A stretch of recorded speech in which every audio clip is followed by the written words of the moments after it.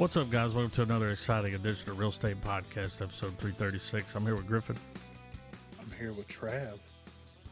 And I'm staying the hell away from my front door when it's got a lot of light coming from it with Adam. Dude, that bitch couldn't find no wood laying around. Nah, Something dude. like gonna put a blanket over it. I mean, No. dude, thank God for ragdoll physics. Am I right? Yeah, she went full I mean, when blender. when that thing flung her around, she just stabs it in the head. I'm like, wait, there's still like almost an hour left of this movie. Yeah, Dana Bonaducci. Yeah. Danny Bonaducci. I liked it, man.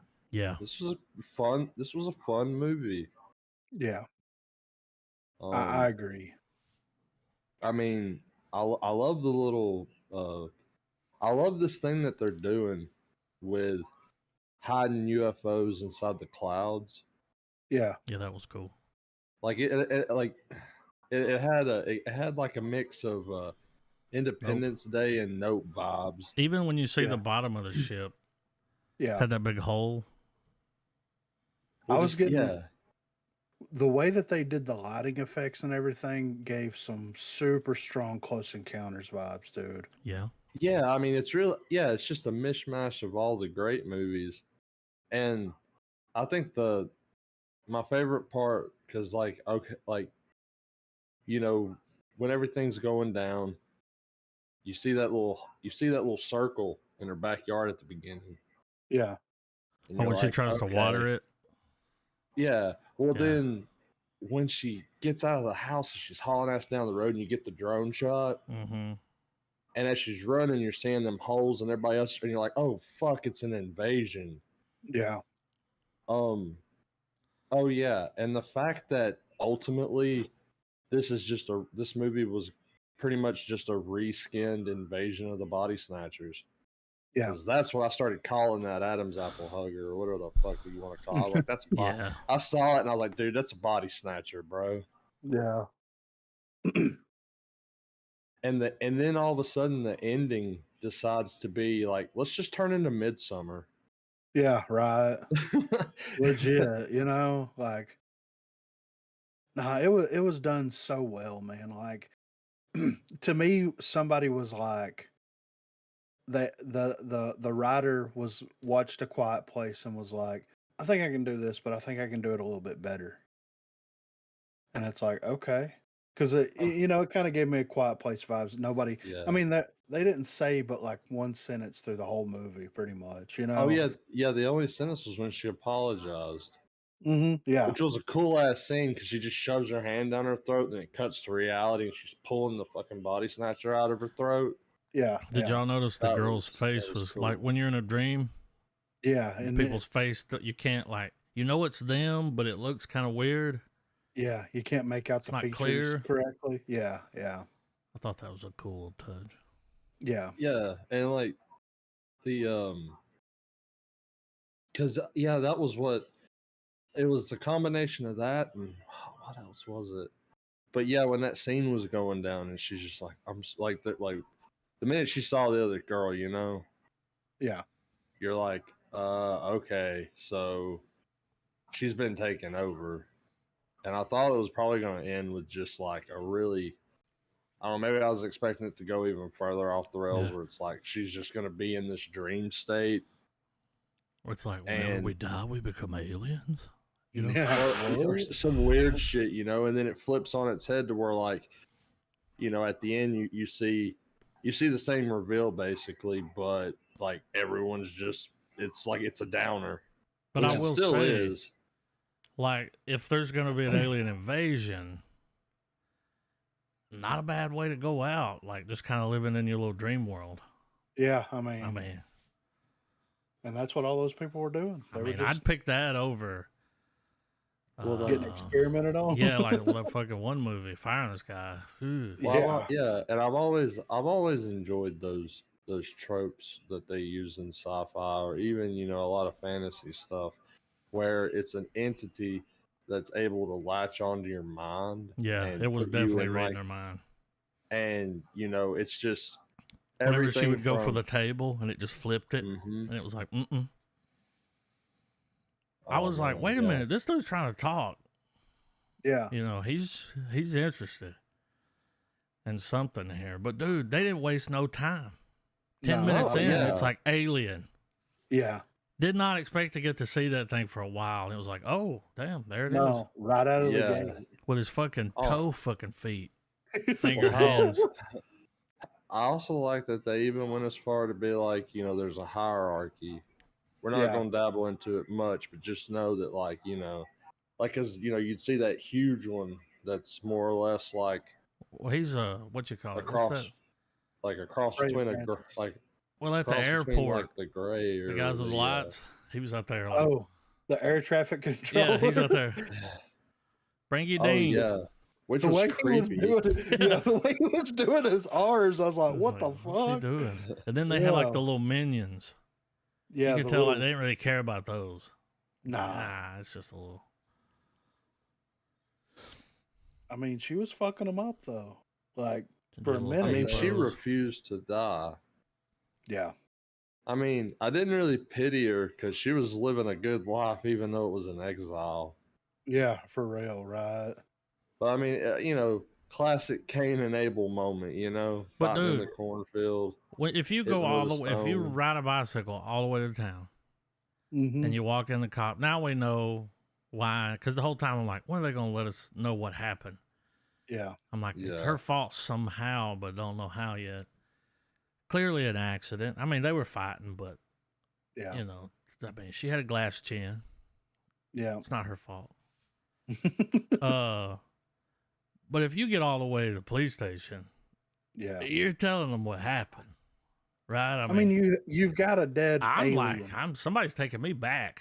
Like, Dude, I'm putting the I need I'm a throwing the gun. alien in the car because the car was still functional. I would drag that motherfucker and put it in the back of my vehicle. She couldn't drive it. She tried. Yeah, Oh yeah, It was They fried. yeah. Whenever they she got EMP'd in it. there was before she rode Yeah. the bike. Yeah, And then yeah. later that one got stuck in it, and it was like, oh, remember that lighter you had? When I saw that shit dripping, I was like, lighter. Yeah. We Boom. prepared for this, but we Yeah. have items for this quest. You know, go in your inventory. Yeah. Press select. What's Go into that? You inventory. know? Equip the lighter. Yeah. Yeah. My favorite part though was whenever she fries the big one and she goes back in the house, the little one's in there fucking around, and then one of the I don't know, medium sized ones, I guess you would say. I'd say the smart ones because that's the ones that were inside. Whenever she got in the Yeah. ship that put their finger on her head, they were like, phone home. They phone homed Yeah. her. So Ouch.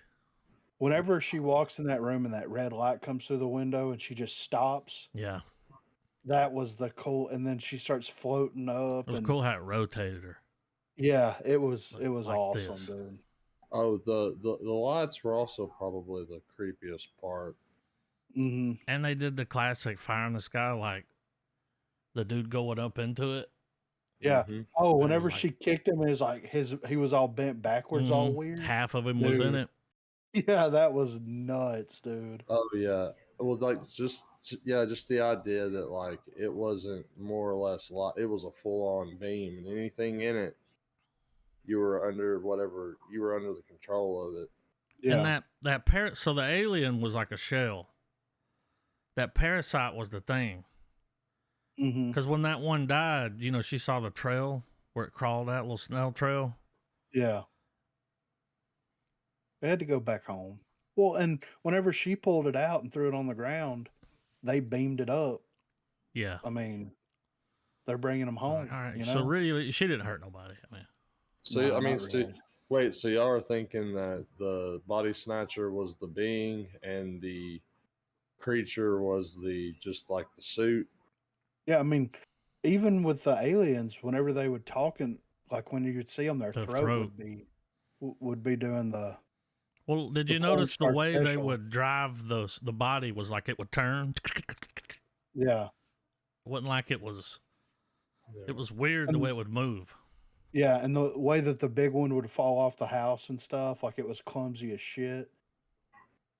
like I thought this is what I thought was gonna happen. I thought that they were gonna show up and it was gonna be a whole War of the Worlds situation where it's like they're getting sick and it's COVID's fucking with them or Yeah, COVID for whatever. sure. Yeah, COVID's infected the aliens. Vaccinated blood. And that was going to cause them to just not be be able to do what they're set out to do. But no, I'm glad that they like followed through with it. And Well, what's crazy now that you mentioned COVID, the body snatcher, the body smasher. But no, the small thing looked like it kind of favors the spike protein.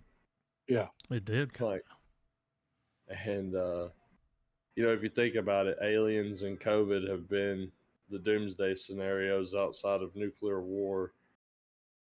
Yeah. And if we're gonna look at sci-fi as a crazy commentary on anything, well, everybody else got vaccinated. She didn't want to get vaccinated. They They showed wouldn't let up her at her have it. They was like, house. she needs to die.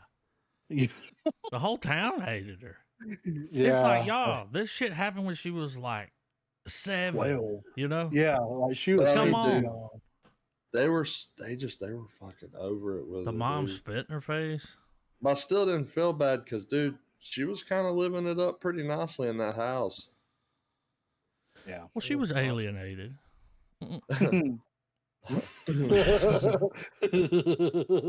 Sheesh. But so the ending, Trav. What was your take on the ending of the flick?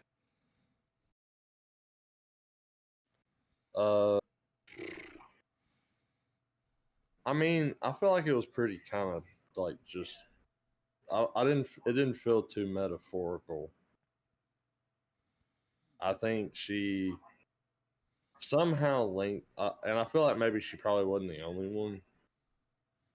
But I think for the main character, I think she just accepted the reality of the situation, and it kind of, because the aliens understood her, they made Because she was like a loner.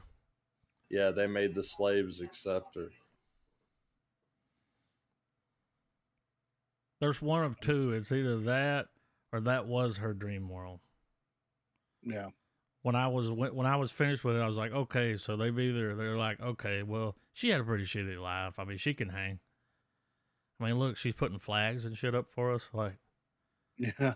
bringing us flowers and waving. But like, and then like with the dance scene, the reason I go into was she dreaming, because it was like too perfect, like a movie. Yeah. Mm-hmm. The whole like everybody loves me. Yeah. Yeah, it did have a sense of like either she was dead, Well, like or looking at the camera. Mm-hmm. Yeah. I'm That gonna be a definitely star. crossed. It definitely crossed my mind. Yeah, it was pretty interesting though. And I mean, when the movie went off, I didn't feel let down by any stretch of the imagination. I loved how they did the flashback sequences, if you want to call it that, where they were, Oh, kind yeah. of tapping into her mind. Everything was all red and like, They were like little holograms. yeah, that was super cool. I like how they, that the way that they reworked, or not really reworked, but the way that they use storytelling to where like most of the time, like you guys said, it's like we don't think that we're going to get to see the alien until like 45 minutes into the movie, Yeah. and they show that like right up front. Within 15 minutes, 10-15 minutes, we're seeing aliens. She's hiding from them. There's weird toe feet things going on. The thing that they purposefully hold back the entire movie is what happened with Yeah. her and her friend, and why everybody is treating her the way that she is. So it was a nice, because think about this as a standard, like, Normally whatever. it'd be the other way around. Exactly. Yeah. Yeah. Well, it was a perfect tool to also keep her silent the whole film. Dude, I didn't Mhm. even realize there was no talking until y'all said that. Yeah. Like she Like, doesn't that's say how a I didn't fucking even word notice. until she apologizes. Yeah. Yeah. Like, And that's the only thing that's said is her her apologizing. That's the only thing. So I think on the trivia on IMDb here, let me see, because I was looking at the trivia the other day. Well, maybe it's not here. I read it somewhere, but it was like an hour and 10 minutes into the movie before like the first words are spoken. Well, when she goes into town, maybe. No, it was whenever they put the thing inside of her and she's seeing her friend in the dream world. Okay. And she apologizes to her, Yeah. and that's it. I mean, those aliens were chatting up a storm, but Yeah. I even tried subtitles to did cut not the work. yeah, Yeah. grunt noises. I was Yeah. like, It's like, what? okay. In alien speak, they were like, vitals are normalizing, Yeah. stabilizing, stabilizing. Dude, when that Dude. one started like screaming, Yeah. that thing when it got mad, I was like, oh. We should take this movie and overdub the aliens. Like I would be 100% down to like write dialogue for these aliens and we just dub it over and release like No One Will Save You, the the definitive cut or whatever. Turns into a And it's- comedy. Yeah. This is crazy, bitch. Yeah. I'm gonna get you, bitch. Falls off the roof. Oh, I'm Yeah. okay. I'm okay. My foot's stuck in the car. Yeah. Yo, Scoop that Tyrone, ladder, send some bitch, back help. Yeah. But yeah, it was I loved it. Like this is definitely something that if they ever release it like physically and I see it in the wild, I'm picking it up because I mean to me this goes on the shelf with Fire in the Sky and you know those types of flicks. It's been a long time since we've had like a true alien type horror flick like this. I mean, me personally, I would put this up there with like Signs. You know what I mean? Mm-hmm. Like as far as like quality storytelling, the whole 9 yards, I would definitely throw this up there with Shimalama Ding Dong. You know, so I really fucking loved it. I could rewatch it right now and not be upset. And I'm sure every time that you watch it, there's more stuff that you would pick up because, like, Yeah. you know, that first alien shows up fucking around in the house, and there's a lot like the way that they did a lot of the horror like scenes and the horror elements in the flick. Like you're hyper focused on what's happening in the moment. You don't see all the other shit that's going on around. So like I would be super interested in checking it back out just from that perspective. And then dude, we can't forget he rips the door off the hinges and hits her with it so hard, dude. I was like, God damn. Whoa. I think another really good another good aspect of the movie too was that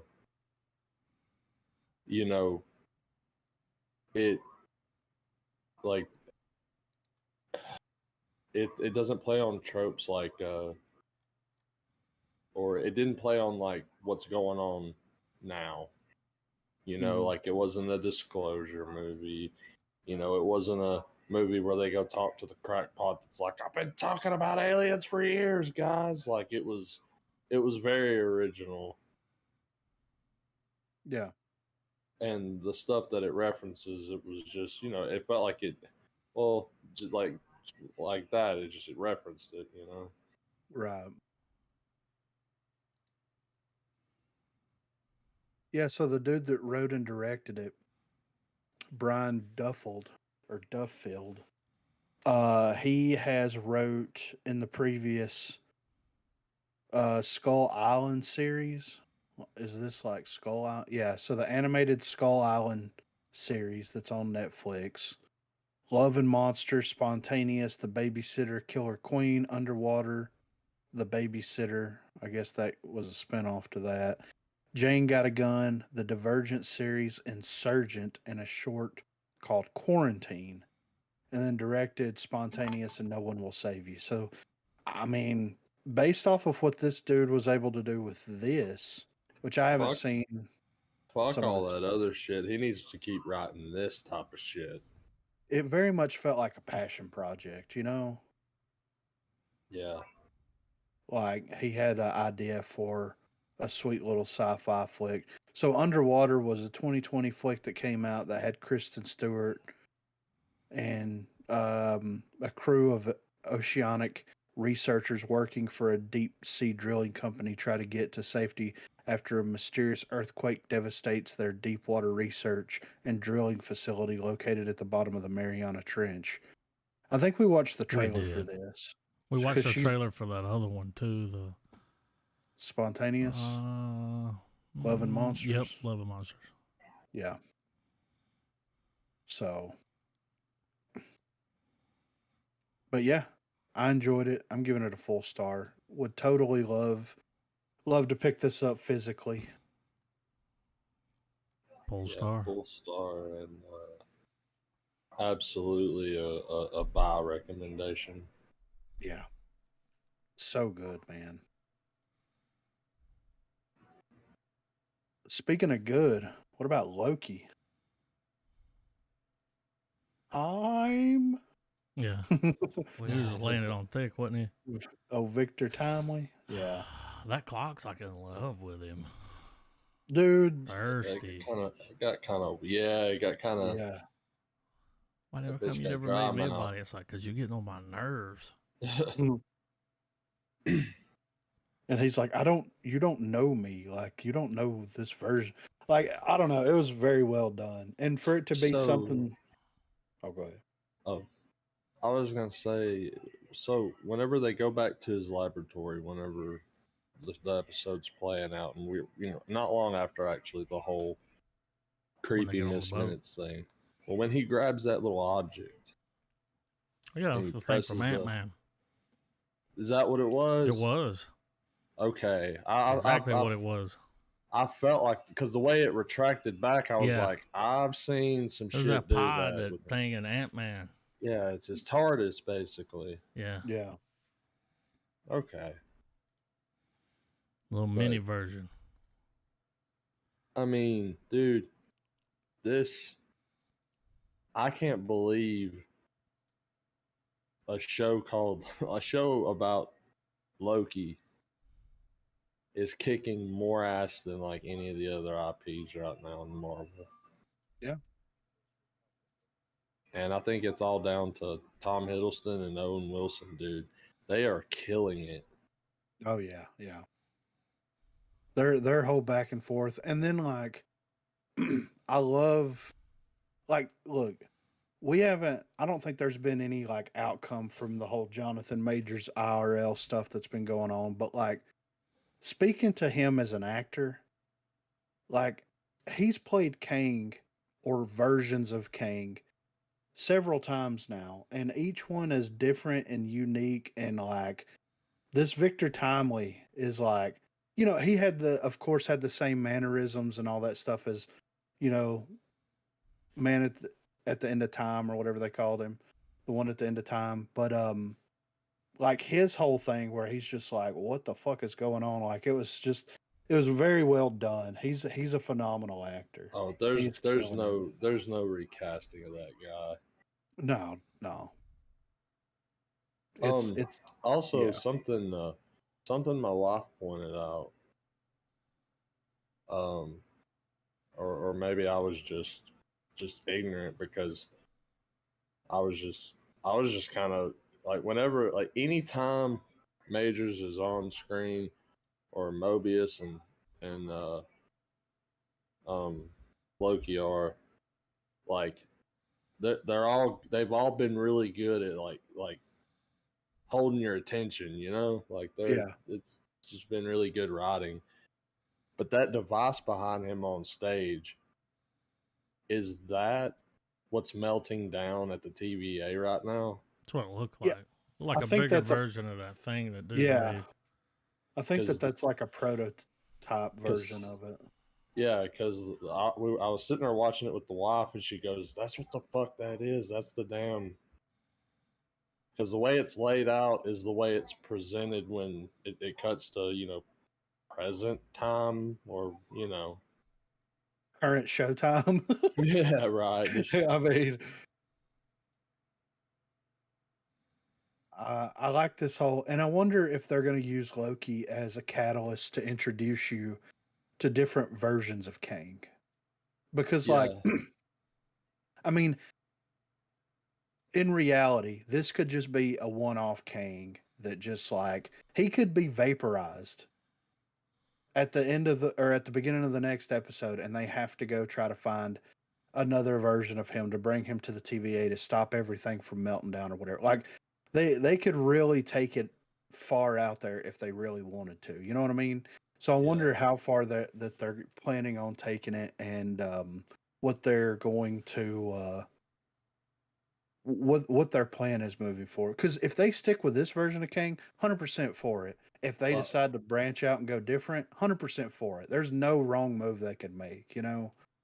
yeah, and I think it's gonna. I think it'll exactly be that because Loki is like it's a good way for it's a good way to show just how much Kang is going to ultimately be the reason why whenever when the MCU timeline finally converges back to the sacred timeline and we get just one level of continuity, kind of like at the end of the Infinity Saga where Thanos uses the stones and then destroys the stones so they can't ever be used again.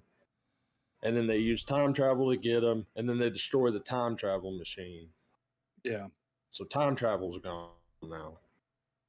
I feel like they're going to make it to where we're going to converge the multiverse down into one because you can't stop Kang. Yeah. Right. So the only way to stop Kang is to prevent Kang. Well, and And I feel like Loki's a good way of showing all the different variants, all the different myriad adventures that, for these, like the ones that are a threat, but not as threat as Kang the Conqueror, which will be obviously saved for the movies. yeah.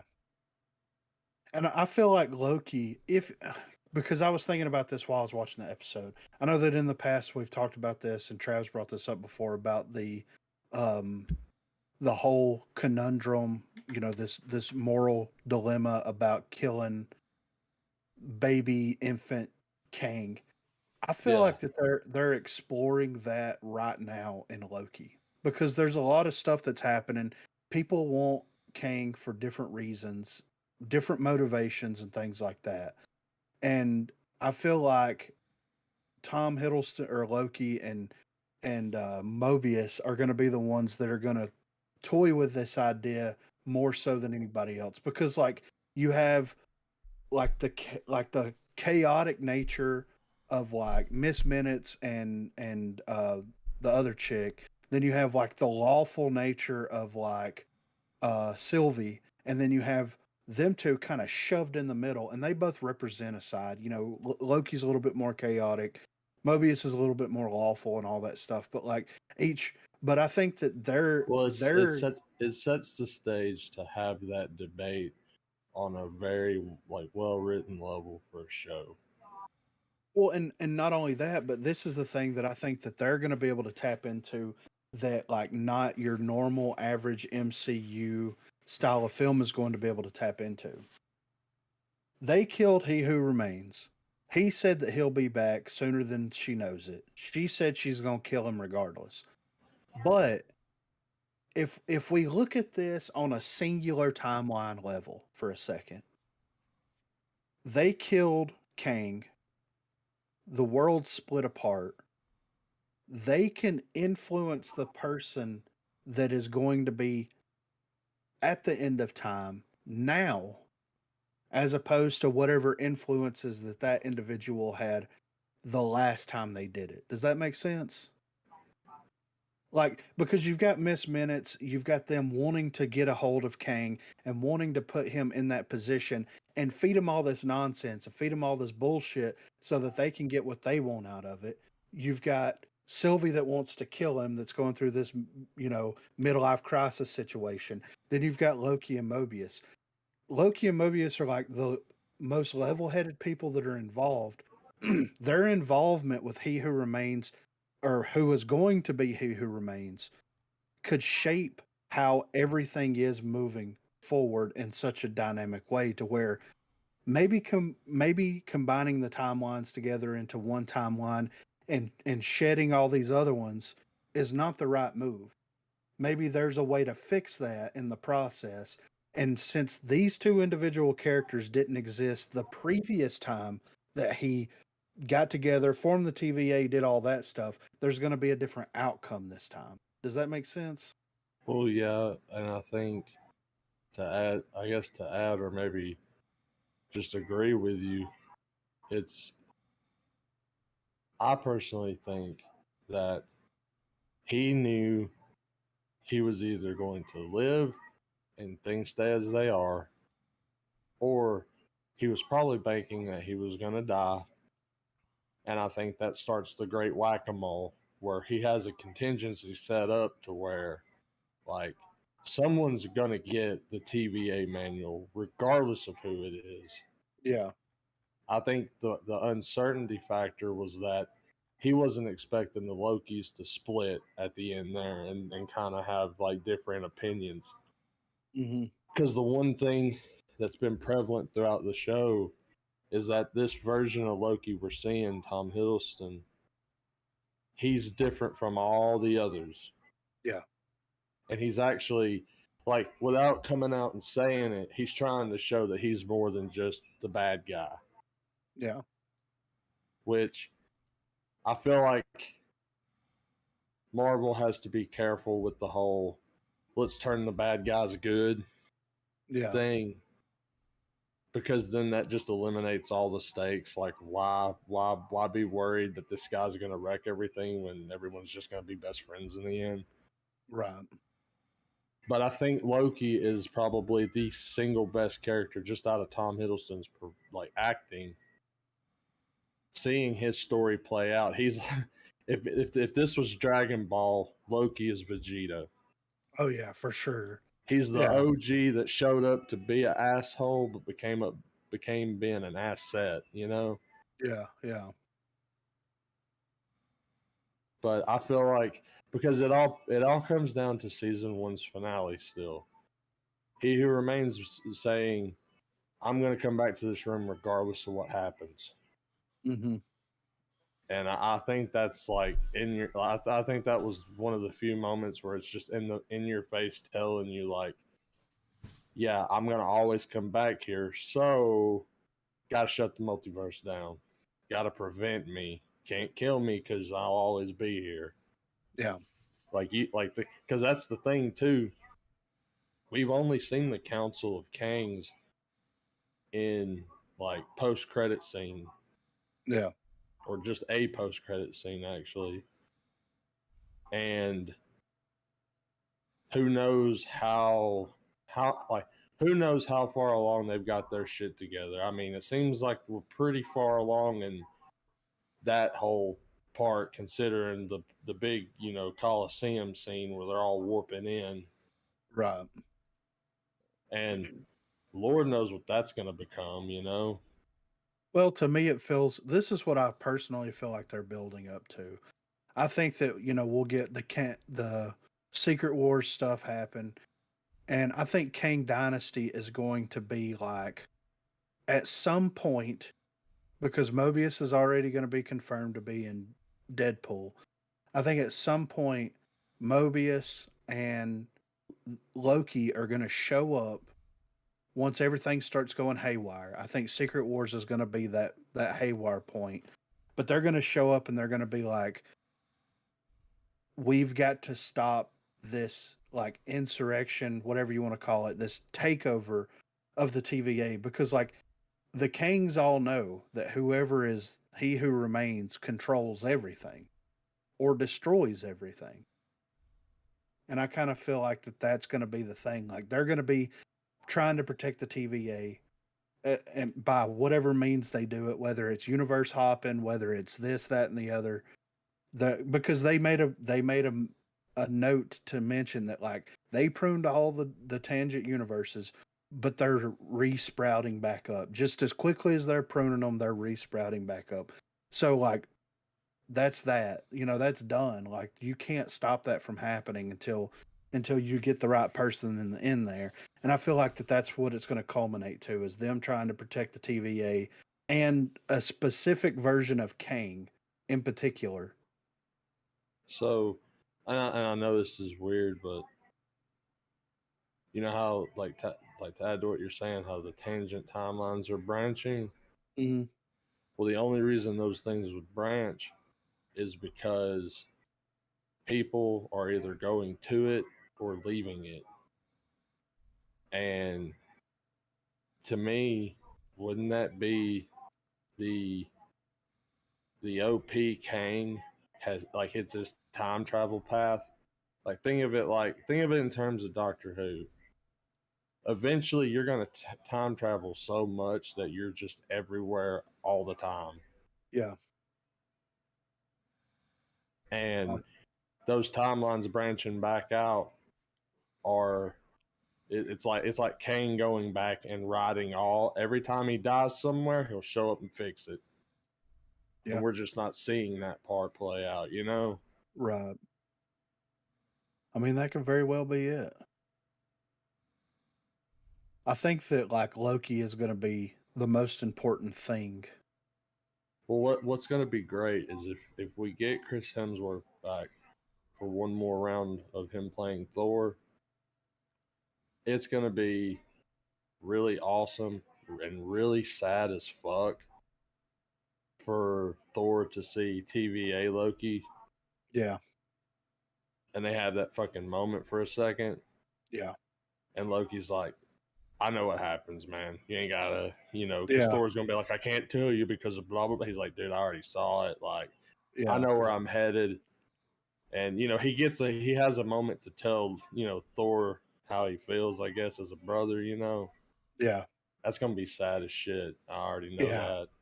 Right. Yeah. I agree. Because even the scene in Ragnarok when they're both sitting there with Anthony Hopkins and Yeah. Odin passes away in front of them. Like for a funny ass movie, that was like that was probably the realest scene in the movie, next to maybe the whole Thor talking to him before he becomes Ultimate Thor, and he's like, "What are you like? Fuck that hammer, dude. What are you, the god of hammers, or are you the god of fucking thunder, dude? Yeah. Get your balls ready, boy." But yeah, Loki's been phenomenal. I can't wait for the next episode. I love what they're doing with it. Loki's Oh, definitely secured itself to me as the best thing that's come out on Disney Plus, yeah. hands down. I mean, I agree with that 100%. I think it's original. Um, it's a show that if you at least watch the first fucking, you don't have to have a long watch history of Marvel to fucking enjoy it. It tells you enough information that if you at least saw the fucking Avengers, that's all you need to know. Yeah. Oh, yeah. Very Oh, yeah. accessible and doesn't rely on stuff that if it, because the thing that I think Marvel's got a problem with that it's got to fix too is entry points for these films now, because there's so many. There's like 30 plus movies in the Marvel Cinematic Universe now, and Yeah. some of them, if you go in watching, you're gonna be lost. Like, what the fuck? I mean, not that Right. it matters, I guess. I mean, you get, everybody gets the lore dump at some point, but still, Yeah. But that's neither news or anything. So So yeah, this the guy that created Loki wrote Doctor Strange. He's writing Secret Wars. If and an untitled Star Wars / Kevin Feige project, which may or may not come to fruition. If I was Kevin Feige, I would put this guy on not only Secret Wars, but also the Kang Dynasty and whatever crossover stuff that they're doing. He needs to be the person in charge. He's absolutely killing it. So, but we got a little bit of movie news here. So, Pixar chief slams Disney Plus for Elemental's poor opening weekend box office. So, Elemental was close to being one of Disney's biggest flops in 2023 and one of Pixar's biggest stumbles in its entire history. Fortunately, the film managed to reverse the performance it had during its opening weekend, exponentially improving its numbers. However, the situation of the latest Pixar releases is not good. And for Pixar boss Peter Doctor or Docter, I don't know, it is all the fault of Disney Plus. Of the last 6 projects from the studio that first surprised the world with Toy Story in '94, half had their premiere exclusively on Disney Plus due to the pandemic. But Lightyear, which marked Pixar's return to the big screen after Soul, Luca, and Turning Red, was a huge flop, not only because it grossed less than expected despite having been one of the most successful animated films of 2020, but because being part of a franchise as successful as Toy Story, no one imagined that it would perform so poorly. After its first weekend in theaters, it seemed that Elemental was going to follow the same path, even though it had received very good comments before its debut. To everyone's surprise, the weeks passed and the film improved its performance significantly and ended its theatrical run as the 12th highest grossing film of 2023, but those first weeks presented a horrible picture for Pixar and its future. Speaking with the New York Times, Peter Docter reflected on how the existence of Disney Plus and the exclusive releases on the platform affected Elemental. There has been an overall shift in viewing habits as a result of the pandemic, but it's also specific to Disney Plus. We've told people, hey, all of this is going to be available to you on Disney Plus. Um, and then of course it goes into Pixar's future is both on the small screen and the big screen, which we kind of figured that, they're going to have their Disney Plus productions along with their feature film productions, but I mean, look, in reality, the pandemic just it cemented the idea of I don't have to watch this right now. I can watch this when it comes to streaming. I don't have to leave the house to watch movies. And now, like currently, even though there's a lot of things happening in the world right now as far as like gas prices and things like that, the only thing that's been up is travel because people were locked up for so long. Everything was in lockdown for so long. People are still spending the money to go and travel and do stuff like that. Um, so I think that like it's an overcorrection, right? You lock people up, don't allow them to go anywhere or do anything. They watch everything that they can on Pixar, on Disney Plus, whatever it may be. Now they're traveling, they're not spending money on going to the movies or anything like that. And besides, like, first of all, who wants to take children to the movies? Let's be fair. Who wants to go to a movie filled with children? Let's be fair. And whenever you are putting movies on for children at home without even really thinking twice about it, you're just putting something on for them to watch to keep them occupied. It's like, you know what I mean? It probably would have fared better if they did a simul release with Disney Plus in theaters, but at the end of the day, it is what it is. Like, the dude should have expected this to happen. You know what I mean? Well, it made True. almost $500 million. The fuck's But he bitching Well, about? it's only yeah. the 12th highest grossing film. It's got to be number one. And, you know, just like just like with Star Wars and with Marvel, Pixar is in the same cluster there. Their demographic are older people. Like there's a large older audience that that were out. We were all the same age when like Toy Story dropped. Mm-hmm. Well, there's a whole demographic of folks our age that like they love that shit. That's their thing. Yeah. Um, Disney has a massive grip on all the age demographics now, Yeah. and even on their original content. I mean, It just be that way. Yeah. That and the thing is too is like, I mean, with Pixar and with Disney Plus, like, I don't know. We're still going to watch those movies. We're still going to watch those movies with our kids, but like, you look at these, like, Toy Story is an established franchise at this point, you know? Yeah. Like, and I know that Pixar kind of goes outside the box and they make original, things and all that kind of stuff. But like back in the day, you would get a Pixar movie ever how often? It was like a 5 to 7 year gap between Pixar flicks, right? Because it took so much time to make a Pixar movie. And now they can just plop a Pixar movie out in like a year or two. So every year, every 2 years, we're getting Pixar. So are they oversaturating the market with what they're doing? And is that Well, oversaturation causing a loss of quality? And of interest. course. I mean, it always happens. Uh, Quantity over quality always turns into poor performance. Yeah. Um, are they saturating the market? If you want to compare it to like the way they've been pumping Marvel and Star Wars, because let's be fair, it's Disney, so they're not moving at quite the pace. But as opposed to, Pixar used to be like an event. When that movie came out, it was a big deal. You had a massive marketing campaign. For crying out loud, you'd be going through the grocery store, you find apples promoting the damn thing.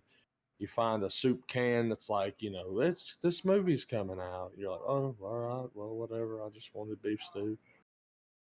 But that being said, I think that they will probably continue down this path, make the same mistakes that the other two studios have done. And then they're going to come out and go, all right, guys, we flooded the market. We're going to scale it back a bit. We're going to focus on quality content. Yeah. And because I feel like where we live, just the region that the three of us are at, I feel like it's almost returned 100% back to normal Oh yeah, yeah, absolutely. in terms of the pandemic. Yeah. Yeah, there's a lot of there's a lot of contactless stuff, but let's be real about it. That stuff was coming regardless. The Yeah. pandemic just sped it up. Like, Yeah. the other day I was at a gas station and I literally sat my stuff on like a little thing that weighted or scanned all the items. I paid using it's like I was using a self checkout, but there was a dude behind it just talking to me like, "All right, man, have a good one." Yeah. So Yeah. that being said, it's something. It all harkens back, I think, to one of you or Adam's original comments at the beginning of the pod, and it's just that people don't, as much as we enjoy films and going to theaters, the general audiences have slowly stopped giving a shit about going to the theater to watch a movie. Yeah. It's usually a school function, a church function, A or date. a date, Yeah. or it's a genuine movie goer, like a genuine movie, like, I don't know. Yeah. I don't want to call it a cinephile, but you know what I mean. Yeah. Well, like Barbie did well. Yeah. I mean, it made over $1 Oppenheimer. billion. Yeah. But that was also a movie though. People were dressing up. Well, people loved it, and then like there was a large audience that went and said, "We love this movie because it wasn't what it was expecting it," or you know what I mean? Yeah. It's Well, dude, exactly they were like showing trailers for that animated movie during like NFL. Yeah. I remember seeing maybe even at the Super Bowl, and I'm thinking, this ain't your audience. Yeah. Like, Exactly. how much are these commercials? The movie made $300 million after the budget was $200 million. They made about $500 million. Yeah. And they're still like, well, it could have done better. Yeah. Well, it's because Disney is one of those companies that think that they should be able to shit out $1 billion movie every quarter. Yeah. Yeah, well, like nobody asked for this movie. No. The fuck's it even about? You know? Well, and the thing is like I'm looking at their Wikipedia page on releases for Pixar, and we'll go back to 2018. So 2018, Incredibles 2 came out. 2019, Toy Story 4 came out. 2020, Onward and Soul came out. 2021, Luca came out.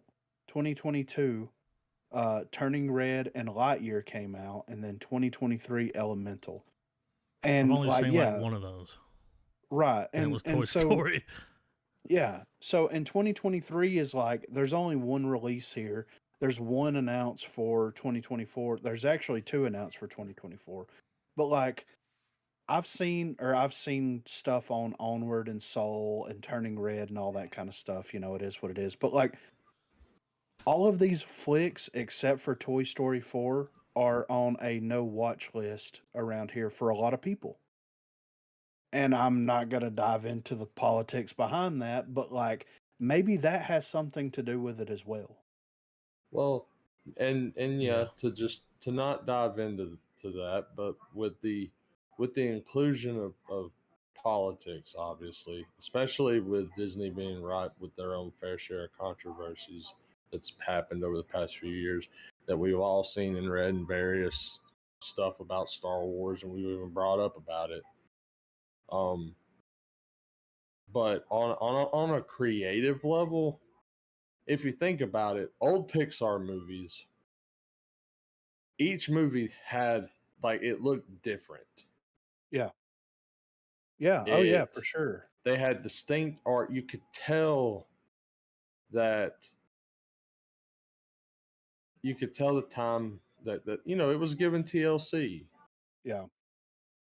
If you go and you link up the past few films, even looking at this screenshot, you could copy and paste these animations into different movies, and you wouldn't be any different. You wouldn't know you wouldn't be any the wiser about it. Yeah, exactly. I mean, and And you're it's a 100 quality dip. yeah, you're 100% correct because if you look at screen grabs from Elemental and put them up next to Turning Red, you wouldn't know the difference. If you put Lightyear up next to Incredibles 2, like you wouldn't, other than like recognition of who the characters are, like if you took randoms or whatever you want to call it from each movie, it's like, but whenever you go back and you look at their past, it's like, okay, Toy Story, A Bug's Life, Monsters Inc., Finding Nemo, Cars, Ratatouille, Wally, like all had a similar art style, but very unique across the board. And it's like they've just like you said, melded all of that together to make the quote unquote Pixar look, and now everything looks like Pixar. And I mean that's stale. Who wants to see like part of what, or at least for me, maybe it's just because I'm older now. If I'm gonna sit down and watch a family movie like this, you know, if it looks like the same movie we've seen 10 times over, then, or if the story is a story we've seen a million times, then with it being a CGI film, you're kind of hoping the art's going to pop a little bit. Yeah, right. And it's a shame because you would think Pixar would be leading the charge in animation, in terms of innovating it and executing it. Yeah. And then you go watch that newest Spider-Man movie Yeah, exactly. Right. Yeah. that Sony put out, and you're just like, what happened, Pixar? Yeah. You know? Yeah, for sure. Because I mean, they did a good job of making you not even really like they're such a massive influence in these types of films that now when you watch a DreamWorks movie, other than maybe the tone and some of the innuendo that a DreamWorks animated film might have there, Mm-hmm. um, most people just assume it's Pixar, you know? Yeah. Even the films that aren't Pixar. Yeah. Right. So, but yeah, I think if you lined up all these movies, all their movies, and gave us a like just a moment, like a shot on in the article that we're looking at here, um, uh, Like, for instance, when you scroll down to the photo that's of the baseball team, Mm-hmm. I mean, that's what got me thinking about it. It's like if you lined all those films up, took a screenshot, you would start seeing that quality just become the same. Yeah. And I would say that even stuff like in Elemental, I'm sure they're gonna have the same animation style and the face structures, like all that. I don't know.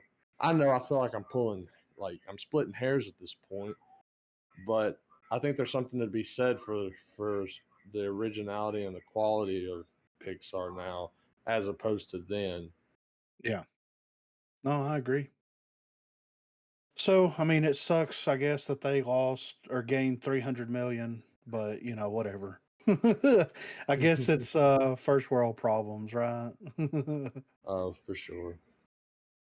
Speaking of problems, I don't know if this is really a problem or not, but Jake Gyllenhaal, Henry Cavill, and Aiza Gonzalez to lead Expendables like action movie from Guy Ritchie. So Lionsgate has landed a new Expendables-esque action movie from director Guy Ritchie and starring Jake Gyllenhaal, Henry Cavill, and Isa Gonzalez, all of whom Ritchie has collaborated with before, which should have action movie fans very excited indeed. According to Deadline, the studio won the project in a lucrative deal and will now handle domestic distribution of the currently untitled action movie, with principal photography having now wrapped. While plot details currently remain under wraps, a source close to the project has reportedly revealed that, quote, it has an element of the Expendables to it, which suggests that the trio of Gyllenhaal, Cavill, and Gonzalez will form part of a mercenary team tasked with saving the world. Guy Ritchie, who just this year released the likes of Jason Statham flick Operation Fortune and Guy Ritchie's The Covenant starring Gyllenhaal, will produce this untitled project alongside producing partner Ivan Atkinson and Black Bear's John Friedberg, both of whom were on board The Covenant. We are thrilled to once again be partnering with the entire Lionsgate team, whose passion and ambition for the film are very clear, Guy Ritchie said in a statement following the Lionsgate deal. We are excited to extend and build on our relationship with Joe, Adam, Nathan, and Charlotte to bring the film to audiences across the U.S. So next year we've got the Guy Ritchie Ministry of Ungentlemanly Warfare, which he had co-wrote and is also starring Henry Cavill. So I'm excited to see that. But I'm hoping that this has that that Guy Ritchie pan-ass, Oh, because I I'm sure it mean, will. well, like he does these, like the one with Statham. His name was Dougie. Mhm. Like it kind of had a hint of that Guy Ritchie flair to it, but like The Gentleman Yeah. was like the last thing that he put out that was full on, lock, stock, and two smoking barrels.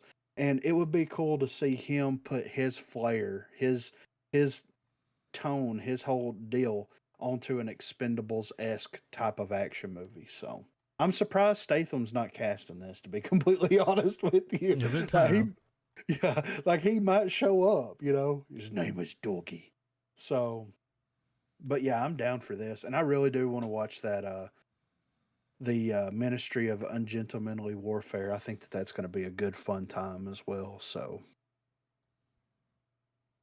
Um, so also, Gyllenhaal is set to lead the remake of Roadhouse. Um, Interesting.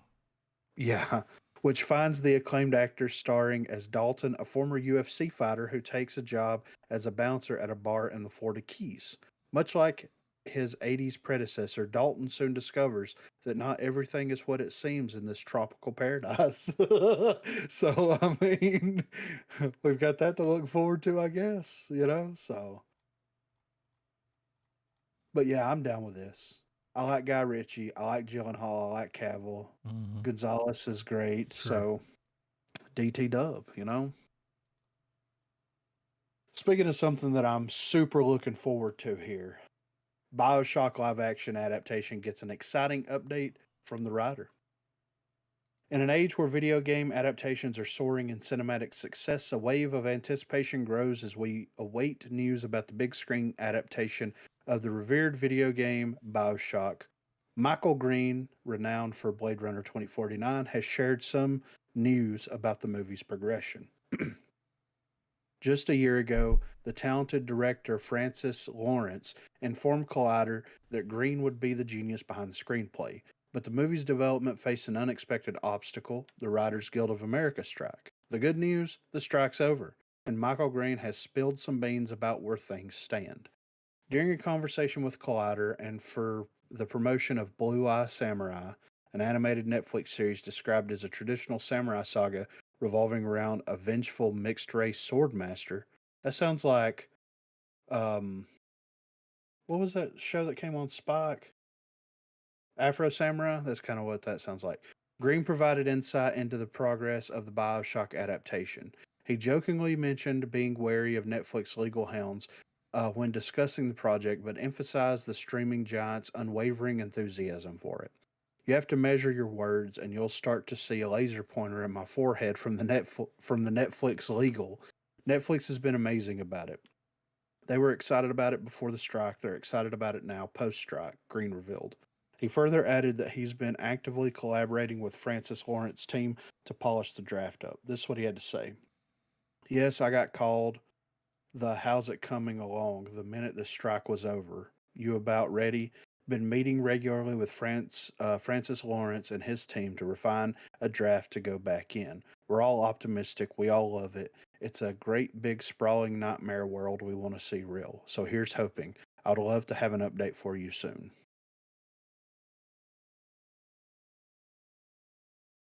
And then they give a full guide breakdown of the Bioshock, what it is, and all that kind of stuff. So I'm excited for this. This probably won't be out until like 2025, but I'm still like, I'm ready for it. You For know, real. I'm so ready, dude. So next up, Fede Alvarez reveals Ridley Scott's reaction to his Alien movie. So Fede Alvarez seems to be on the right track with his upcoming Alien movie. The franchise created by Ridley Scott in '79 is always looking for new ways to expand, except for when Blomkamp's involved. And the Uruguayan director is one of those chosen to continue the legacy. The Alien saga has become a global phenomenon, releasing a total of 8 movies, a long list of short films, web series, as well as books, comic books, video games, and much more. A new film and also an original series for Hulu are currently in development and will bring even more expansion to the sci fi saga. Although Scott only directed the first movie and recently returned as producer for Prometheus and Alien Covenant, his opinion on the development of future projects is very important to everyone, especially Alvarez. For this reason, the director sent one of the first versions of his film to the original creator of the story so that he could share his opinion. Fortunately, it seems that Alvarez's work was more than satisfactory. During a recent panel at the DGA Latino Summit with Guillermo del Toro, the director of Alien Romulus revealed Scott's reaction to the material that he sent.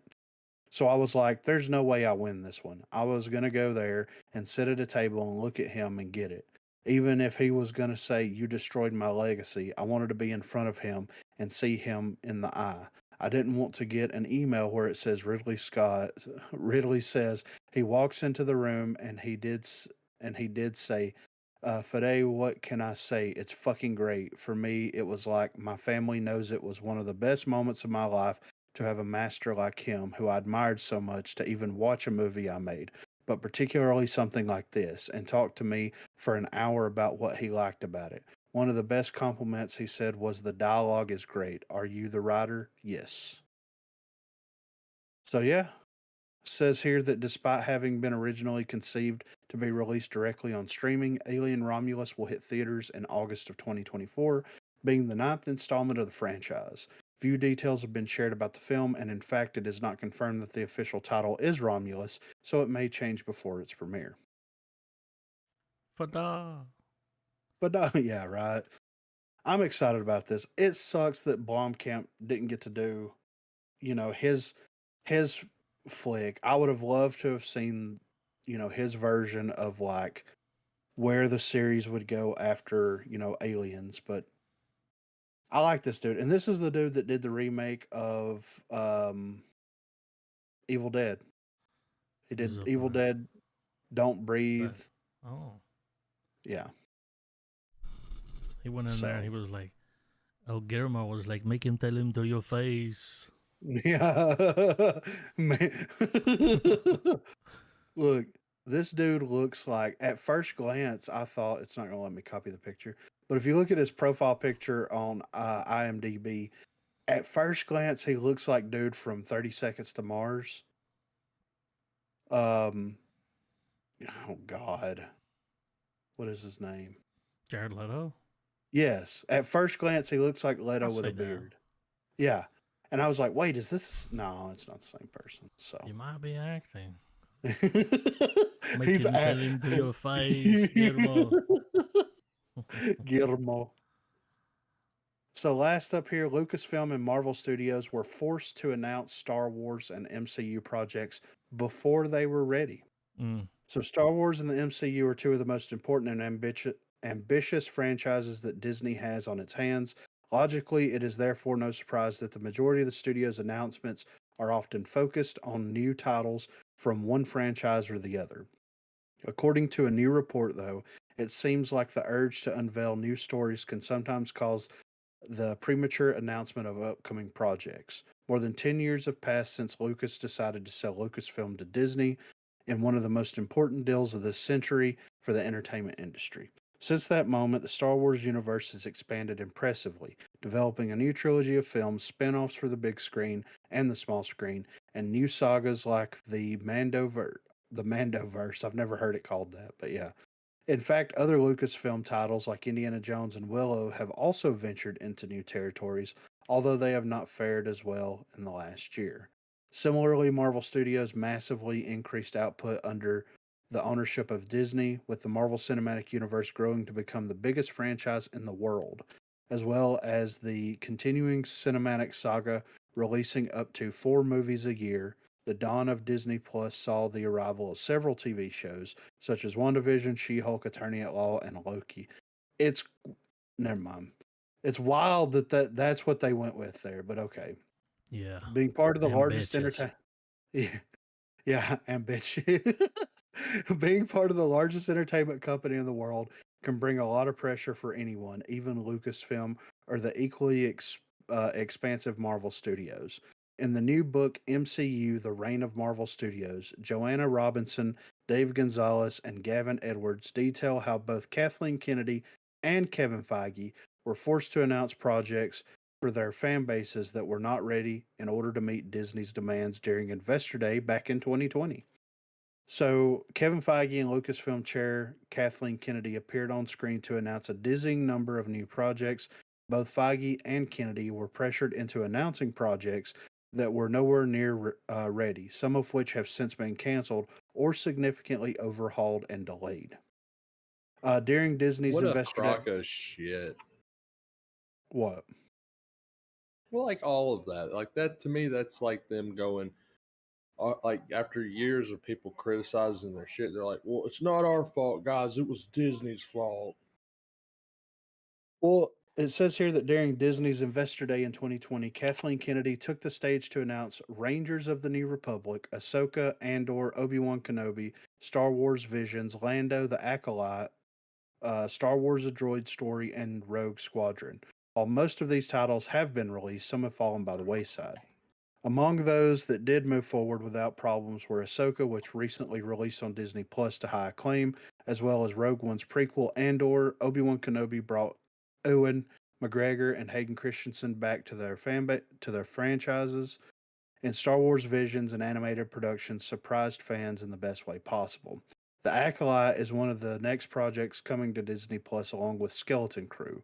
Rangers of the New Republic, for its part, appears to have been canceled, as has the Rogue Squadron movie, which Patty Jenkins was set to direct. However, Rogue Squadron's position is still not entirely clear, and many reports delivering conflicting details on whether the project will ever go ahead. Star Wars: A Droid Story and Lando still appear to be in development, along with other newly announced movies coming in the next few years. Ironically, Marvel Studios announcements made during that same Investors Day event have all come to pass, mostly due to interwoven fabric of the MCU narrative, which allows less opportunity for projects to be dropped.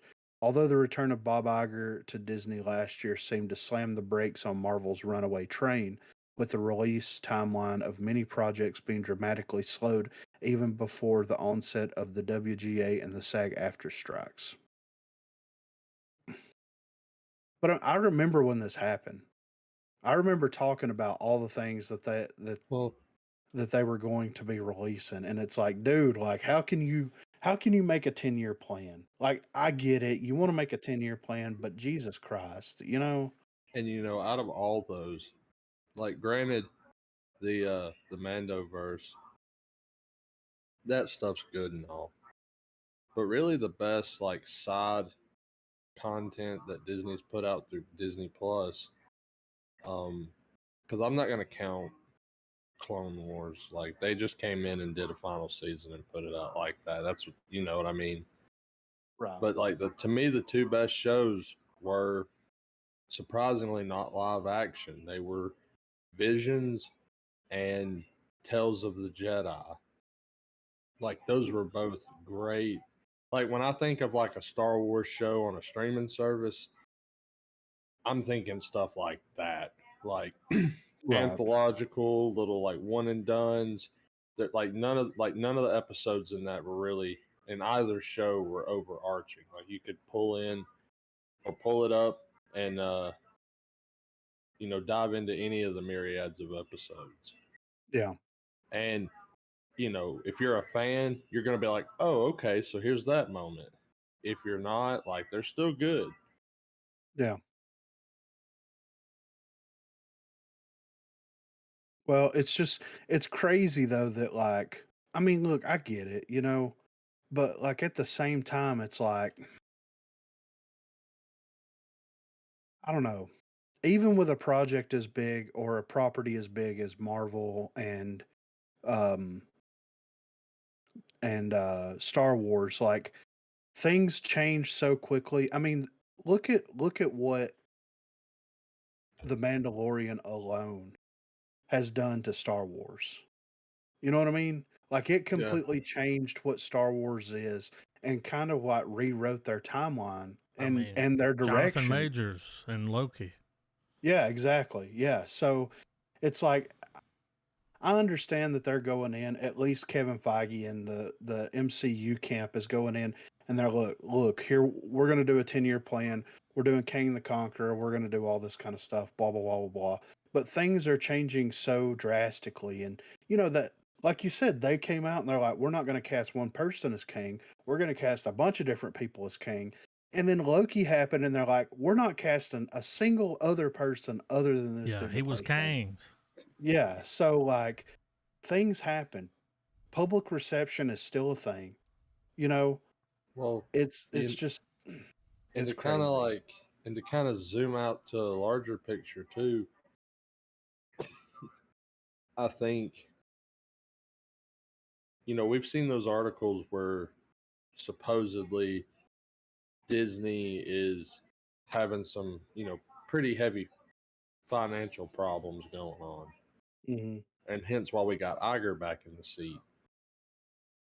Well, when you think about it, Disney owns the two studio companies that probably carry the budget of some of the most expensive blockbuster films. Like, each studio, when they put out a movie or need a movie in development, those are really fucking expensive films, man. Yeah. And poor Loki decision season making. 2 was $141 million. I mean, that's a movie budget. Yeah. Yeah. Well Worth spent. it. Yeah. But here's the thing, Absolutely, though. money well spent. On the heels of what you're saying, Trav, it's like Disney can afford to do things that no other studio can do. Of Like, course, yeah. they have the ability and opportunity, because of the amount of revenue that they have, to fast track things. And it's like, like, when they try to start fast tracking stuff, like, look at the Star Wars trilogy that came out. They start fast track the Star Wars trilogy We get the first one comes out. Oh, it's good. It's a lot like A New Hope, but it's fine. Last Jedi comes out and people lose their freaking minds. Don't understand it. Don't even want to give it a chance. Give it the time of day that it deserves. They pivot and then they release just a clusterfuck of a sequel to that movie. Just to be completely honest, and it's like, To this day, I still think Last Jedi is going to become one of the most. It's going to be up there with Revenge of the Sith. oh yeah, absolutely, I agree. I genuinely think so. I think the longer it breathes, Yeah, I think the turnaround's going to happen. right. Because to me, I totally get all of the diehard arguments about Luke's characterization, all of that. I get it from their angle. Mm-hmm. But I also get it from the deconstruction angle as well. Yeah. And I also, like, when you actually watch that movie, a lot of the things that happen, you're like, that kind of makes sense if you think about it. Yeah, right. So, and to kind of go along with that, it's like, if you're going to like try to fast track stuff the way that you're doing it, and like, let's put pandemics aside, let's put strikes aside, let's put all of that aside. Like, you have access to the greatest creators in the entire world, on the entire planet. You put these people in place to make these incredible things for you. And because the public reception, then you shut everything down and you try to pivot in real time. And it just doesn't work from a creative standpoint like that. You either have to go one of two routes. You have to release it in a slower cycle and engage public reception and then pivot before you even start writing the sequels to it. Or you just put it all out there as it was intended to be and live with the public reception of it at that point. Disney's trying to fast track and slow track movies at the same time, and what they're doing is they're losing viewers, they're losing money, and they're losing quality. Yeah. And I mean, with the name like Disney, Marvel, Lucasfilm, there is a very high standard for quality. Yeah. And I agree what you said that, Disney obviously has the revenue. Yeah. And access to those creators and stuff.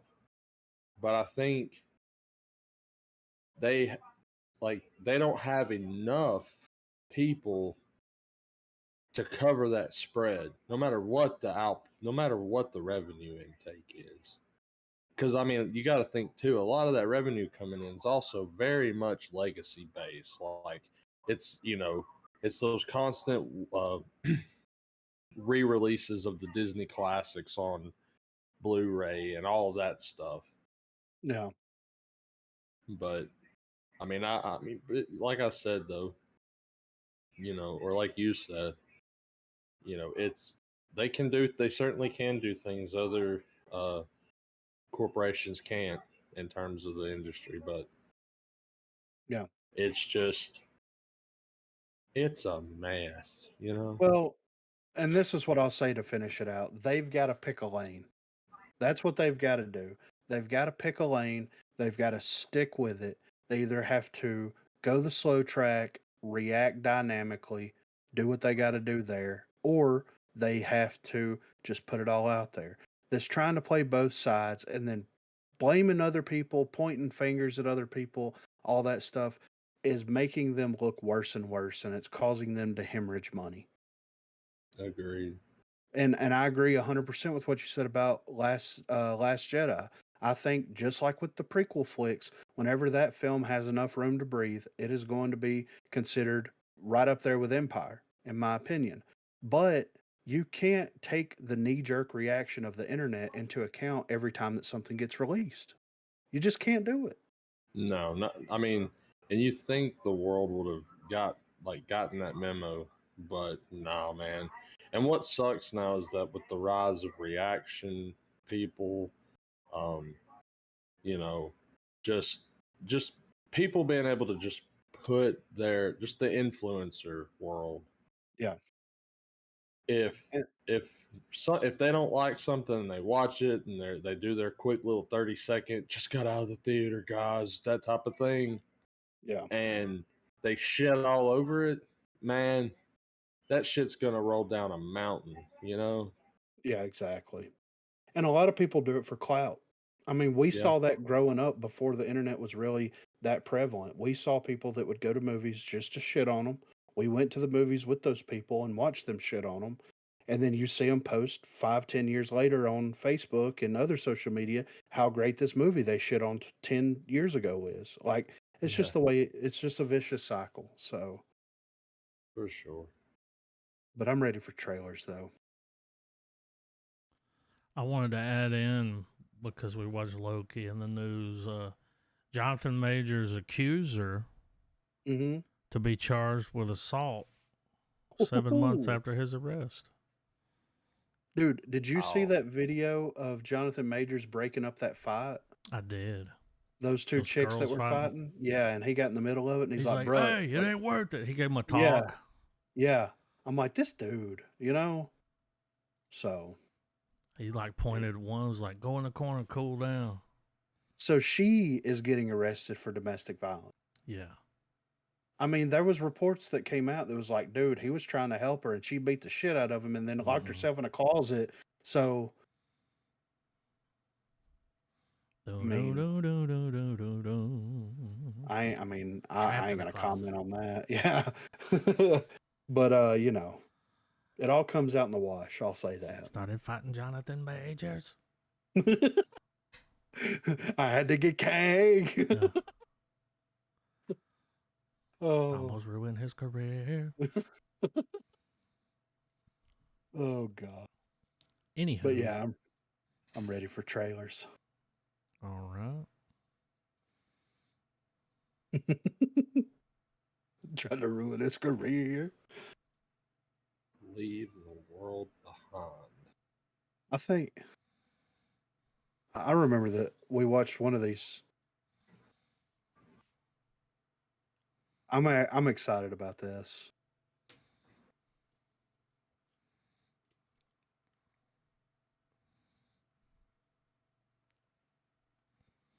I mean, it's an Ethan Hawke movie, dude. Yeah, it's about to get Unspoken weird. deliverer of the goods, you know? Oh, shit. It's our boy.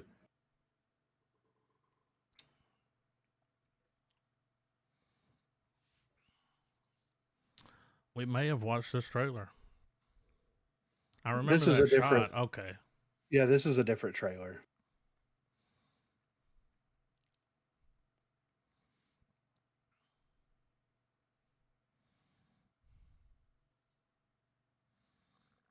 Got some cabin in the woods Yeah, kind of vibe going on here. I don't recall us watching this. We did because I remember that shot where they're standing outside, but not this full. It was like a teaser.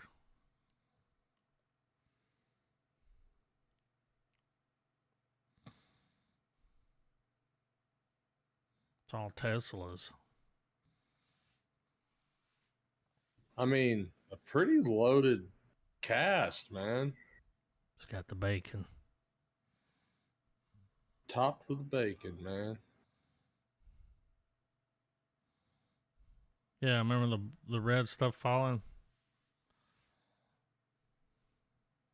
Definitely a lot more added. I personally am interested enough that I'd like to throw this on the check that out or the pile or whatever. yeah, I'm definitely down to watch that. Comes out in December, man. That's But, what happens when you eat too much salt before you go to bed. Oh, you get no. I thought Saltburn was whenever you put the ice cube in your hand and That's you put the it. salt on and you squeeze it as Yeah. hard as you can. You get I like a thought blister in your palm. I thought it was you know, one of the newer deathcore bands. Saltburn. Oh yeah, I think there's think- a Hate 5-6 video of this band live. yeah. They're For going sure. toward Whitechapel, you know. Hmm.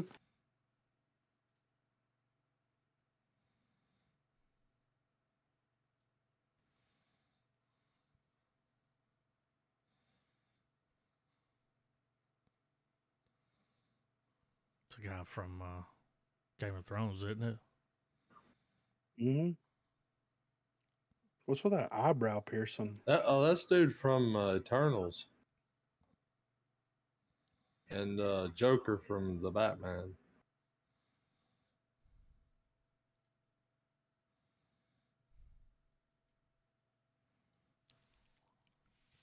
Oh,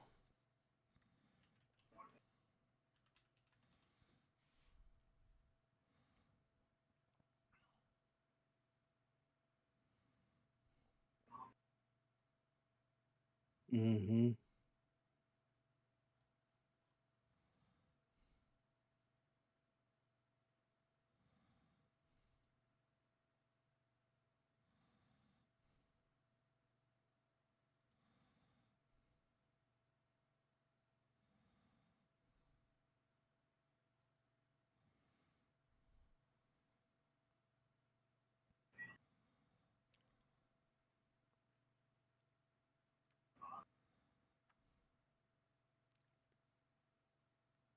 hmm.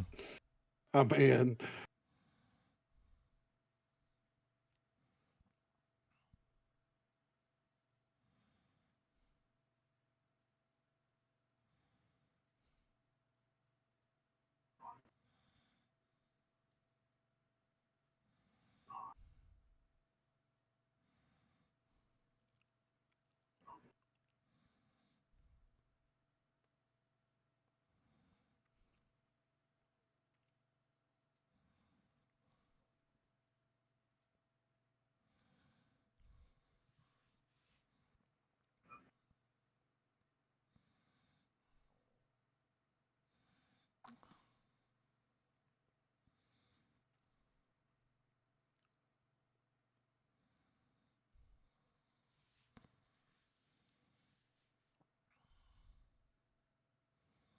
I think this guy rolls up to Saltburn and literally fucks everybody.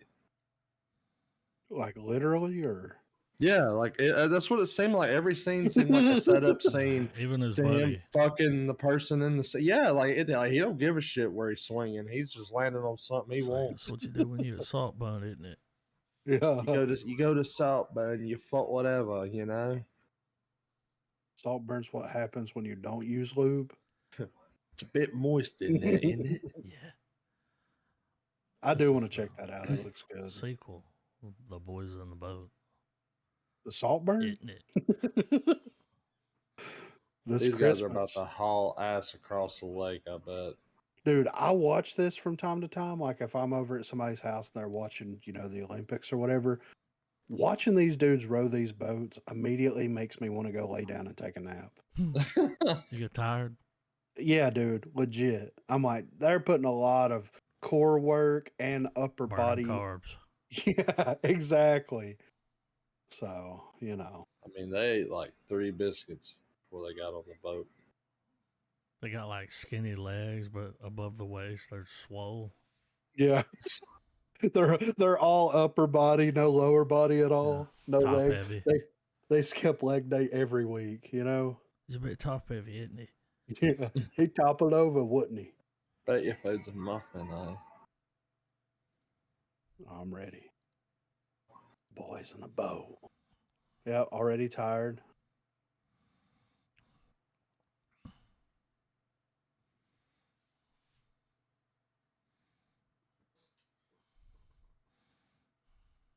Ugh, Wait, was that? it was.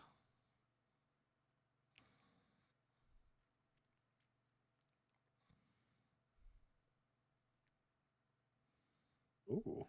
From director George Clooney.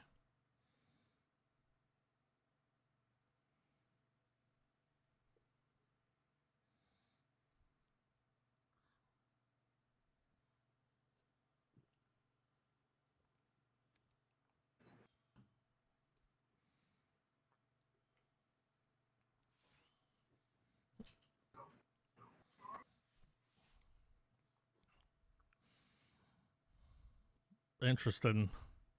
Yeah. Washington Huskies.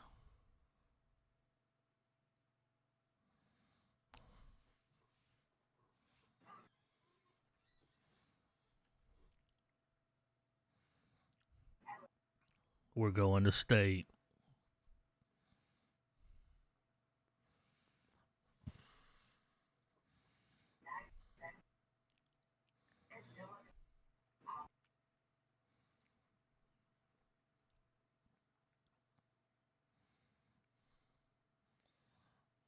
I mean, they're on meth.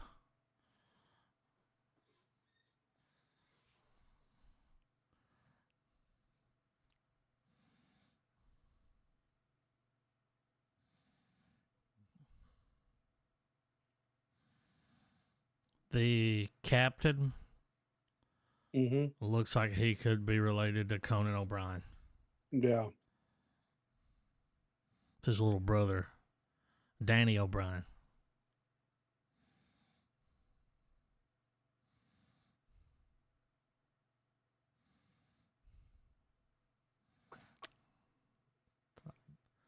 Just use the original. Yeah. Tom Petty's rolling over in his grave.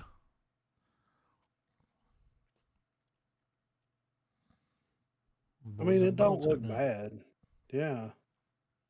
About Don't time look for bad at one of them all. to drop, you know? A Yeah. little feel good.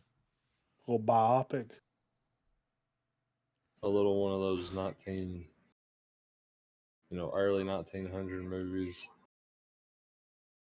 My Where it's favorite like- part. Yeah. What's that?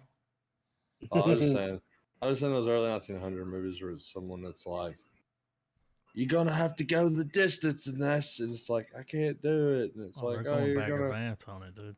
yeah, you're going to overcome the obstacle and learn a little bit about love along the way. That's my favorite part is learning about the love, dude. Well, I was like, the movie before that's going to be way up your fucking alley, Griffin. yeah, exactly. That's why I want to watch it. Have we got another Napoleon trailer? Yeah, this is trailer 2. My favorite part, I've already mentioned it, is that he's just doing his normal voice. Yeah, I mean, he don't give a shit. He's about not being putting French. anything on. He's like, yeah, I'm not doing that. And it's like a big Napoleon. movie. Yeah. Didn't Like, Ridley Scott do I this? think so. Yeah. You know. Well, And I nobody bet, knows. like, he what probably didn't Napoleon even go really- by the script. He's like, I got it. Well, So nobody I've been knows getting what out of Napoleon sounds like. So Well, he doesn't he's sound just- like Joaquin Phoenix. I just know that. I mean, you're right. I But mean, still. he's on here. He sounds like he did on that interview with David Letterman. You know, we put Oh, the gum on the God. table. He's just like, Yeah. like, but he's gonna kill it. I mean, I'm never ready. gonna play it. Maybe.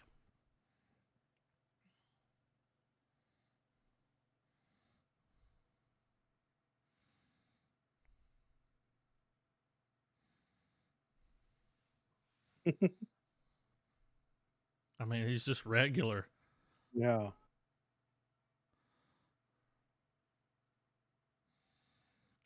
I'm kind of down for a Napoleon flick, though. I mean, I don't think we've Yeah. had one, No. so he's like, "Come on now." Wow. Okay.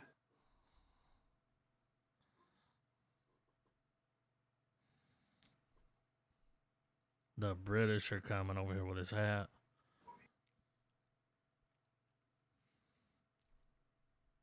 Oh. That's kind of cool. He's going around finding treasures. Uh-oh. There's a treasure. Mm-hmm. The way he looks down. Yeah.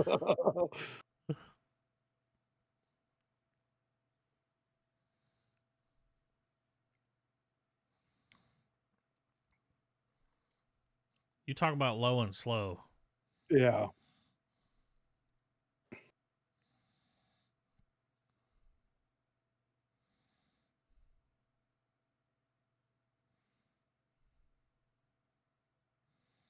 Double crown. Double crowned on a Tuesday. Yeah.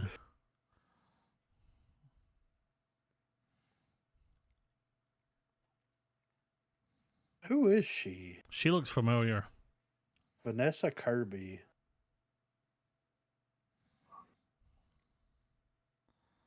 Probably gonna be pretty good. Probably long.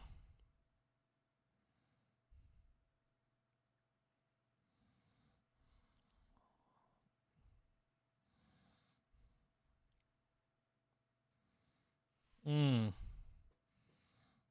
Oh yeah, dude. He's gonna kill it, man. Yeah. Napoleon, dude. 70 millimeter. Yeah. Large format. Kind of like finding a theater, you know? This has. If they get those wide shots of like just the armies battling it out, if we get a ton of those, that's probably gonna be Right. contender for my movie of the year, man. Oh, they're going for an Oscar. Where you Yeah. see where the different formations. Yeah. Like if they go in and show just how good of a strategist he was, which it seems like they are, that's gonna be Travis played insane. Risk. What was that game? That turn-based? Civilization? Yeah, and he was like fucking Napoleon, man. Yeah. Every time. Motherfucker. There were Yeah. several times, dude, where you like fucking Napoleon, dude. Here he comes. It was always either Napoleon or fucking Gandhi, dude. Of all people, Gandhi. Gandhi? If you allow, yeah, it was in like 3. He's No, out there not like 3. pushing peace, but they're like, we're taking over. Yeah, but if you allow him to advance to end game, he will nuke your ass. Gandhi got It's nukes. so funny. It's so funny, but God. it's a real thing, dude. You've been nuked by Gandhi.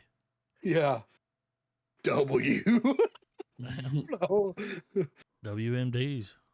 Yeah.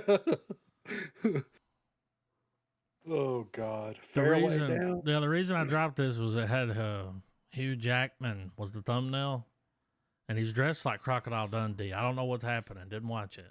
Okay. This guy Ew, Maybe. Oh, what up, O Jackman? and this guy her. She's an Aussie, right? I think think so. so. Mm-hmm. All right, let's peep it. Yeah, let's do it.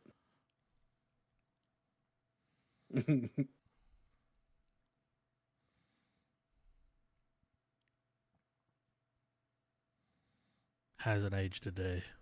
No. Look at him. I like the way it's shot. Yeah. Oh, Baz Luhrmann. Ah, the guy did the Elvis flick. Yeah. Moulin Rouge. Mm-hmm. Great Gatsby. Does have a look. Yeah.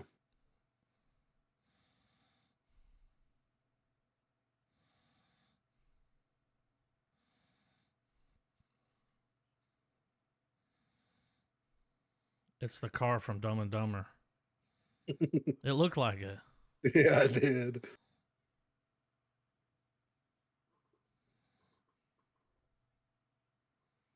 Okay.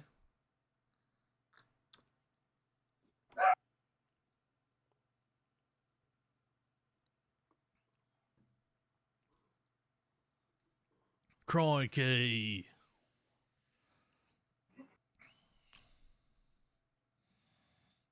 This was shot on a straight up green screen. Yeah. With the volume. Had to be. Happy song. Dude, this is like an English translated Bollywood film. Oh.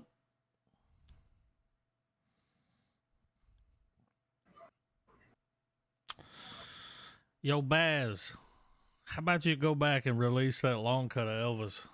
Yeah, right. Quit fucking around with this. What a line. The only thing you really own is your story. It's not annoying. Hey, Jackman. All right. He's got a It's a huge show.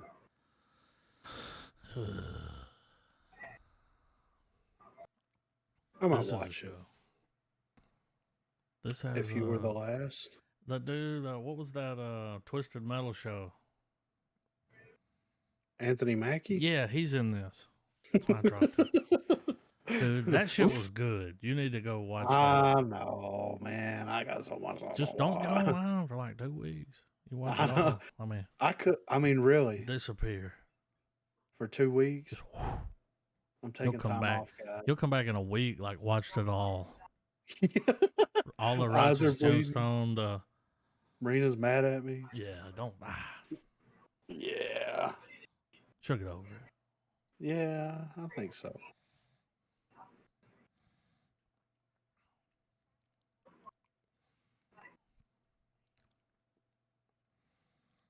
Potatoes. So they're on another planet. Gotta be a love story, right? Hey, at least you ain't alone, baby. You know what I'm saying? Yeah. I think I could get by with it. Damn. They're gonna fall in love.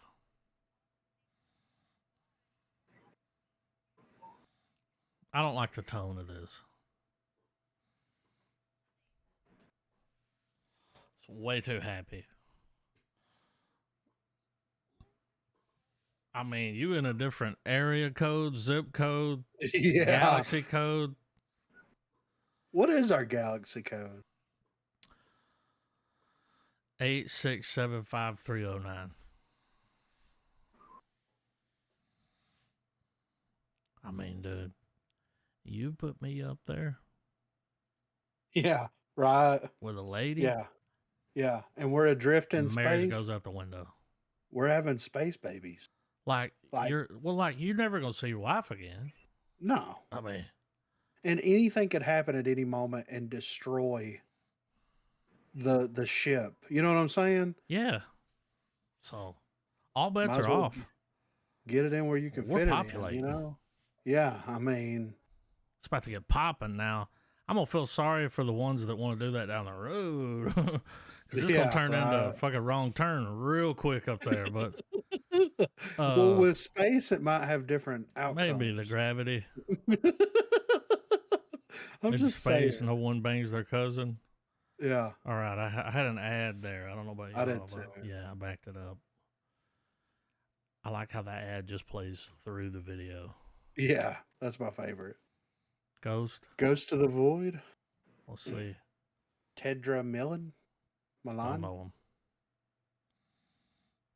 him. Paper. Notice to vacate. What the fuck's an eviction notice? Oh, I Am I remember sleeping? this.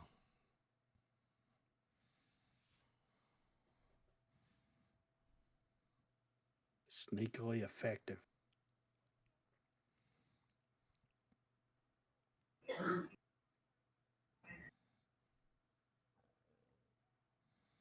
Somebody's fucking with him. Oh, What the fuck is that? The Devil Trav. A lot of awards. Roger Ebert was like, it's sneak. What do you say? Sneakily Ruddy Mysterious. scary. Yeah. Ready Mysterious Part 2. I mean, their little van life setup looks. What's he say? What do you want? Your soul. Right? Am I right? Yo. Well, here's your my precious thing. booty. If you get an eviction notice and you have to sleep in your car, just off chance you have to sleep in your car, whatever. Why are you doing it in the middle of the woods? I'm not doing it in the woods. No, I'm Probably definitely near like a Walmart that's got Wi-Fi yeah, or exactly. a McDonald's. Yeah, I mean, I'm not sleeping in the middle of nowhere. Nah. So that was their poor. That's not That was a bad realistic. lieutenant decision. Yeah. Yeah, that was their bad lieutenant. So Y'all ain't ready for this. Monster NATO. Mm. Is this sure real? as shit. I This sure is as shit real. ain't ready. But I feel like So I've got remember a father Sharknado? that'll- I got a father that's gonna eat this one up. So, oh yeah, it's a sci-fi flick for sure. Indie, but Sharknado, and there's sharks in this NATO, but there's Right. everything. bears, So bears, everything. sharks. I went straight to bears too. Yeah, Fall in there, alligators. Like it's just you'll see it. fuck that. It's hard to get a good shot at this thing that comes out right here. I never get a good look at it. Right here. What is that? Kaiju? That's yeah.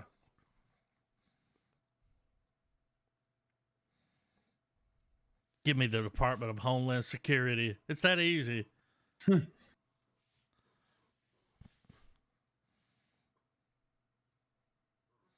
This dude's acting his ass off. Give me the Department. Look.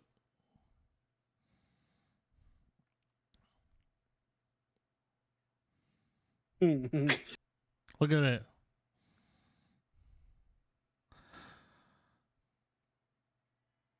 Pterodactyls. Mhm. Okay, what is that? Scorpions. I think. Those are the things from Cloverfield. Those face huggers. Oh, look at this CGI. We need to go. Look, I told you there's an alligator. I just guessed. That alligator was doing a slide cancel. Yeah, unregulated slide cancels over here. Octopus. So they're not really monsters. It's like predator native. Oh. Shoot it. Shoot it or shoot me. her. Yeah. Clever girl. We're watching Shoot that. her. This has got old Shame in it. Oh, The chick from Game of Thrones. Every yeah. time I see her, I think, Shame. I ring the bell. Get your whip out. Shame. I start Plus. throwing turnips at her. Yeah, So where is MGM Plus located? that's the backlot now. MGM backlot. I didn't even know they had a streaming service. Yeah, right. Wow. So Shame. there's that, you know. Yeah. Beacon Nobody 23. watches it. All right. It's a sci-fi. It's a sci-fi. Ooh. Look at her. Shame. Coming up out that thing looking like Cruella DeVille. I wouldn't say that's okay. It's full of Dalmatians.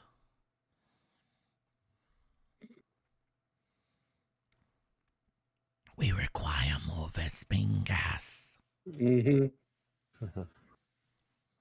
Cersei, a lot has changed since the Seven Kingdoms fell. Yeah, for real. Look, why is this dude just here? He's like, you've crashed. Who are you? Look, he can't be trusted. The Beacon Keeper? The Beaker. Ah. The 23rd. Okay, that tells me everything I need to know. Okay. I mean, it's sci-fi. This got to be a show, right? This can't be a movie. Oh. That guy shot him with a smoke ring from a vape. Yeah. He's out there doing vape He's blowing tricks. clouds. Yeah.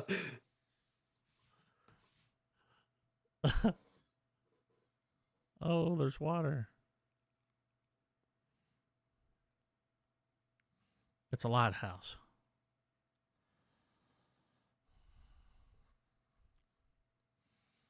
That was, where's my stapler? Where's my staplers in this? And he's still asking. Stapler. I burned the building down. Burn the building down.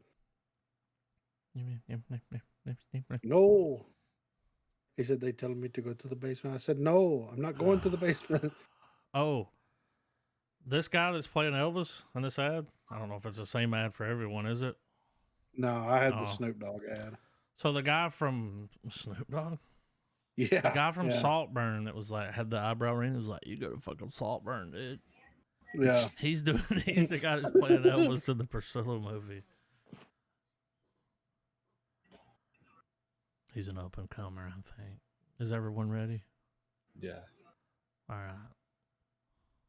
I was gonna count it down. Look at this Old habits die color. hard. Blown out. Let's go. Let me turn this up.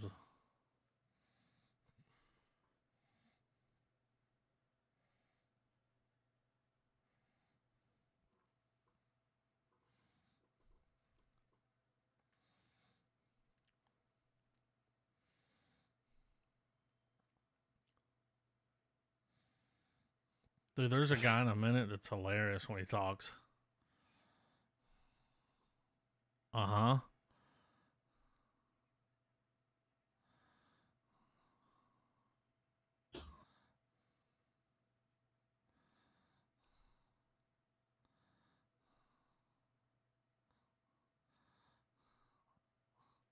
Mm. Hopper.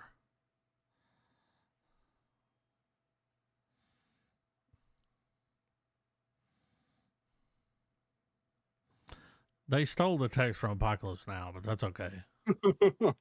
We'll let it slide.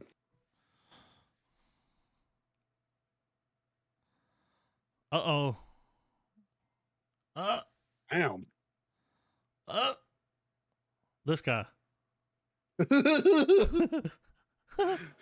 So intense. Violence. Violence, violence, violence.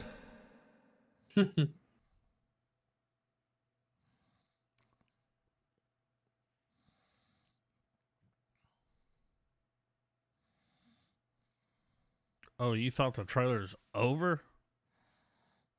Nah.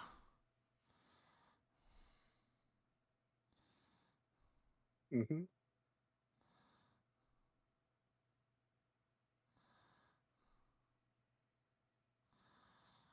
Some folks call it a Kaiser blade.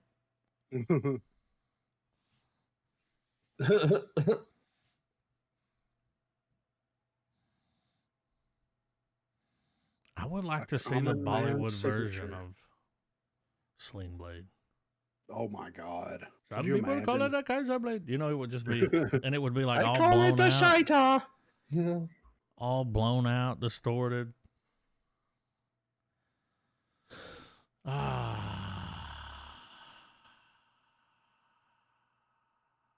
All right. Closing it out with the blackening. Yeah, I'm excited to check this out. Shit, that's on Halloween, right? Yeah. Yeah. Okay. Oh yeah. Y'all good? Y'all ain't going like trick or treating, are you? No, I gotta work that night, Yeah. so I'll be. I was gonna No try to take the violence for day you. off, but nah. Got a lot of stuff going on. Yep. I think it's You know. it's been a good little month.